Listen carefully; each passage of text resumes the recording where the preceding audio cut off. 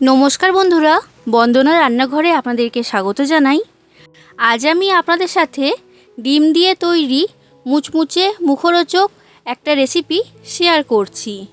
এটা আপনারা সকাল বিকালে টিফিন হিসাবে তৈরি করতে পারেন। বাড়িতে অতিথি এলে তখন এটা তৈরি করে আপনারা গরম গরম পরিবেশন করতে পারবেন। কম সময়ের মধ্যে ঝটপট তৈরি করা হয়ে যায় আর খেতে হয় খুবই টেস্টি। আপনারা পুরো রেসিপিটা দেখুন, আশা করছি ভালো লাগবে। ভালো লাগলে লাইক শেয়ার কমেন্ট করে দেবেন।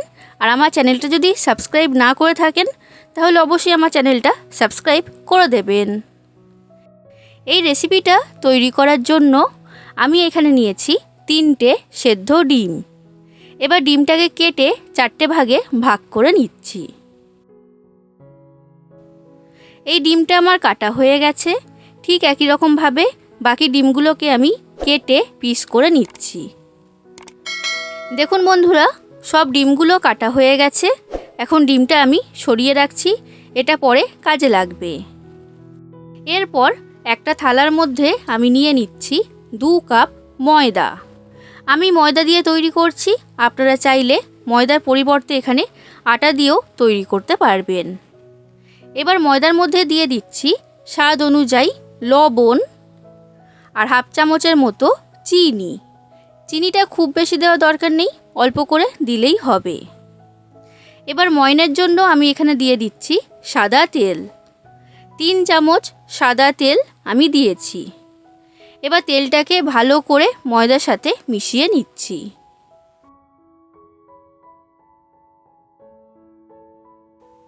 তেলটা মেশানো হয়ে গেছে।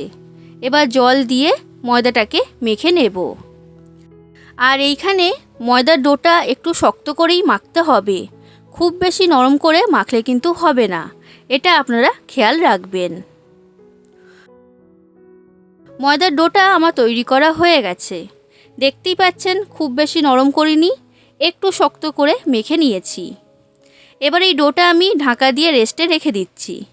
এই ঢাকা দিয়ে রেস্টে রাখার কারণে ডোটা অনেকটাই নরম হয়ে যাবে। এখন ডোটা আমি সরিয়ে রাখলাম। এরপর আমি পুর তৈরি করব। তার জন্য গ্যাসের মধ্যে একটা কড়া গরম হতে বসিয়ে দিয়েছিলাম। কড়ার মধ্যে দিয়ে দিচ্ছি 2 চামচ সাদা তেল বা রিফাইন্ড অয়েল। তেলটা খুব বেশি দেওয়া দরকার নেই, অল্প করেই দিতে হবে। তেলটা গরম হয়ে গেছে। এবার তেলের মধ্যে দিয়ে দিচ্ছি 4টে বড় সাইজের পেঁয়াজ। পেঁয়াজটাকে সরু সরু আর লম্বা করে কেটে আমি এখানে দিয়েছি। আর এরপর দিচ্ছি 4টে কাঁচা লঙ্কা কুচি। এবার পেঁয়াজ আর কাঁচা লঙ্কাটাকে আমি ভেজে নেব। পেঁয়াজটাকে খুব বেশি লাল করে ভাজলে হবে না, হালকা করে ভেজে নিতে হবে। পেঁয়াজটা আমার ভাজা হয়ে গেছে, আশা করি দেখে বুঝতেই পারছেন। হালকা করে পেঁয়াজটাকে ভেজে নিয়েছি। এবার দিয়ে দিচ্ছি 1 চামচ আদা রসুন বাটা। এবার আদা রসুনটাকেও আমি পেঁয়াজের সাথে ভেজে নিচ্ছি, না হলে কাঁচা গন্ধ বের হবে। আদা রসুন ভাজা হয়ে গেছে। এবার দিয়ে দিচ্ছি হাফ চামচ হলুদের গুঁড়ো।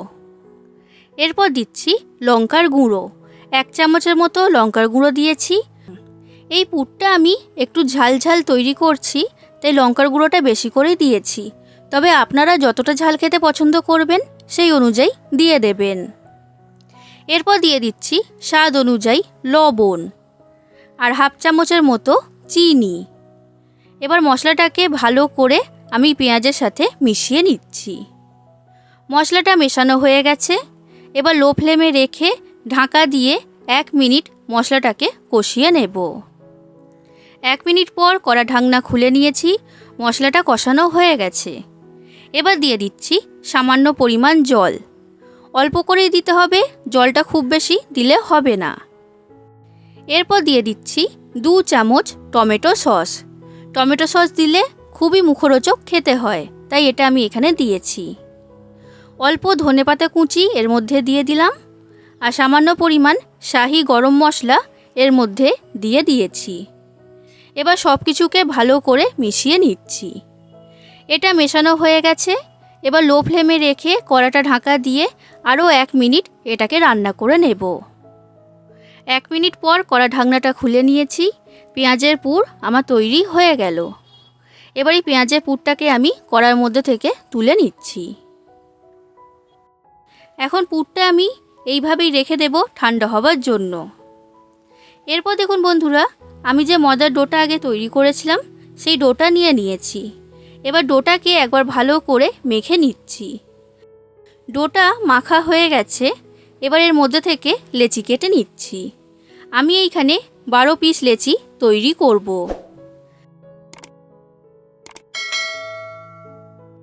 দেখুন বন্ধুরা, আমার এখানে সব লেচিগুলো তৈরি করা হয়ে গেছে। আর 12 পিস লেচি আমি তৈরি করেছি। এর মধ্যে থেকে একটা লেচি নিয়ে নিলাম আর বাদবাকিগুলো ঢাকা দিয়ে রেখে দিয়েছি। এবার এই লেচিটাকে আমি বেলে নেব। আর বেলার জন্য ব্যবহার করেছি শুকনো ময়দা।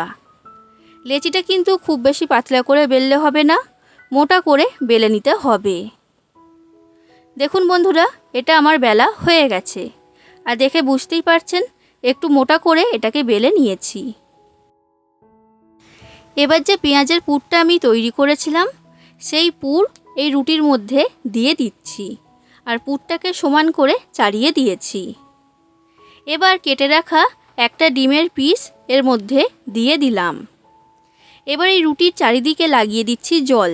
জল লাগালে খুব ভালোভাবে এটা আটকিয়ে যাবে, কোনোভাবেই খুলে যাবে না। এবার রুটিটাকে এইভাবে ভাঁজ করে আমি এটাকে ঢাকা দিয়ে দিয়েছি।